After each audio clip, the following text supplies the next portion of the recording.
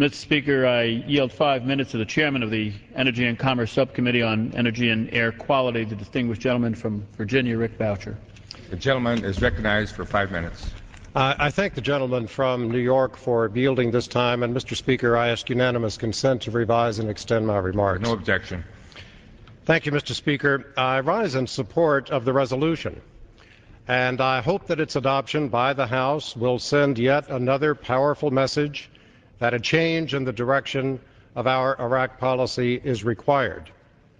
Sending an additional 21,000 troops into Baghdad only serves to put more American forces in harm's way. The troop increase will not bring long-term stability. It will not halt the sectarian strife which has plunged Iraq into a civil war. It will do nothing to speed the day when U.S. forces can hand over the mission to the Iraqis and come home. But there is a better way. Our Virginia colleague, Frank Wolf, originated the formation of the commission that was chaired by former Secretary of State James Baker and by Lee Hamilton, who for years, with distinction, chaired the Foreign Relations Committee in this House. I commend Congressman Wolf for his foresight and for the public service that he provided to our nation when he originated the formation of the Baker-Hamilton Commission. That commission was bipartisan. It was composed of our most experienced foreign policy experts, spanning administrations of both Republican and Democratic presidencies. Its recommendations were unanimously presented by the members of the Commission. They embody the collective wisdom of these highly experienced Americans for the best course that our nation can take for a new and more promising direction in Iraq.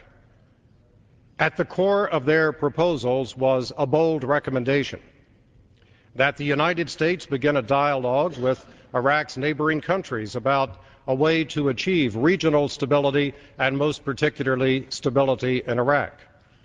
Iran, Syria, Jordan, Saudi Arabia all have influence with the various warring factions in Iraq. Iran and Syria in particular have a strong interest in a more normal relationship with the United States. All of these countries have a long-term interest in a stable Iraq. The Baker-Hamilton Commission's direction for a U.S.-led negotiation among these nations is the only real option we have left in order to achieve, under United States guidance, a peaceful Iraq.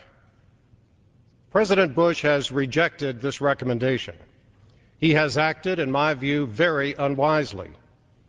More United States troops are not the answer. Blind faith in the Iraqi Prime Minister with his ties to the Shia militia leader al-Sadr is not the answer. A military solution standing alone is not the answer. The only path to success lies in diplomacy and accepting the wise counsel of the Baker-Hamilton Commission. Finally, the administration decided to try real diplomacy in North Korea, and it's working. It's also the only hope we have for stability in Iraq. Thank you, and I yield back.